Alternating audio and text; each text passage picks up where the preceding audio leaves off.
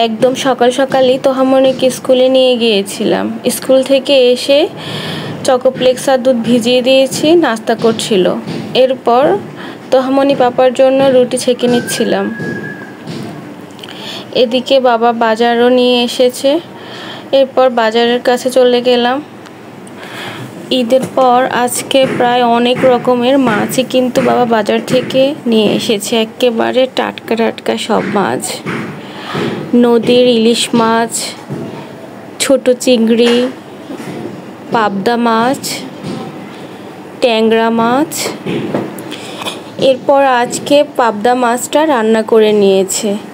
আর মা আগে পোয়া মাছ ছিল ফ্রিজে, পোয়া মাছটা চচ্চড়ি করে নিয়েছে। এরপর তোহামনি ছোট মাছ খাবে না, তোহামনির টিচার চলে এসেছে। আমি তোহামনিকে আগে থেকে ফ্রিজে চিকেন বিরিয়ানি ছিল, বিরিয়ানিটা গরম করে খাইয়ে দিচ্ছি। আমার মেয়েটা কি যে বায়না করে, কোনো রকম মাছ খেতে চায় না। এরপর তোহামনির খাওয়া শেষ করে আমি নিজেও একটু খেয়ে নিলাম। এরপর সন্ধ্যার দিকে দেবররা আবদার করছে যে বিফ বারবিকিউ আর চিকেন বারবিকিউ খাবে, তো সেগুলারই প্রিপারেশন করে নিচ্ছি। প্রথমে মাংসটাকে ধুয়ে সুন্দর করে কেটে নিচ্ছি, আর সবগুলো মশলা আমি এখানে একসাথে নিয়ে নিয়েছি। এরপর সুন্দর করে মাংসটাকে ম্যারিনেট করে নিচ্ছি। আপনারা যদি বারবিকিউ সম্পূর্ণ রেসিপি দেখতে চান তাহলে অবশ্যই আমাকে কমেন্ট করে জানাবেন। আমি একেবারে ঘরোয়াভাবে সহজ করে বিফ বারবিকিউ আর চিকেন বারবিকিউটা মেক করি, খেতে কিন্তু খুবই মজা হয়। এই যে মশলাটা সুন্দর করে মেখে নিচ্ছি। এদিকে আবার চিকেনটা ম্যারিনেট করার জন্য চিকেনের মশলাটাকে সুন্দর করে মেক করে নিচ্ছি। সুন্দর করে মশলাটা মেখে এরপর এখানে চিকেনটাও আমি ম্যারিনেট করে রাখবো। এদিকে সব কিছু আমার ম্যারিনেট করে নেওয়া হয়ে গিয়েছে। চিকেন আর বিফটাকে আমি প্রায় 1 ঘন্টার মতো ম্যারিনেট করে রেস্টে রেখে দিব।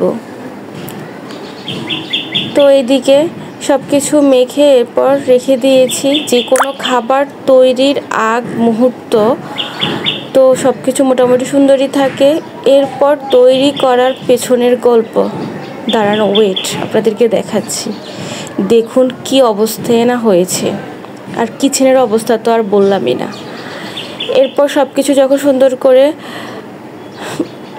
ম্যারিনেট করা হয়ে গিয়েছিল, এরপর এই যে শিকের মধ্যে বিফগুলোকে ঢুকিয়ে নিচ্ছে। এরপর এখানে পোড়ার জন্য দিয়ে দিয়েছে। কি সুন্দর লাগছে তাই না? খেতেও কিন্তু খুবই মজা হয়েছিল। এই যে আমি একদম কাছ থেকে আপনাদেরকে ভিডিও করে দেখাচ্ছি। এটা হচ্ছে বিফ শিক কাবাব। এই যে প্রায় 15-20 মিনিট পর একটা পাশ উল্টিয়ে নিয়েছে, এবার আরও একটা পাশ উল্টিয়ে দিচ্ছে। ঠিক এভাবে প্রায় আমাদের আধা ঘন্টার মতো শিক কাবাবগুলো রেডি হতে সময় লেগেছে।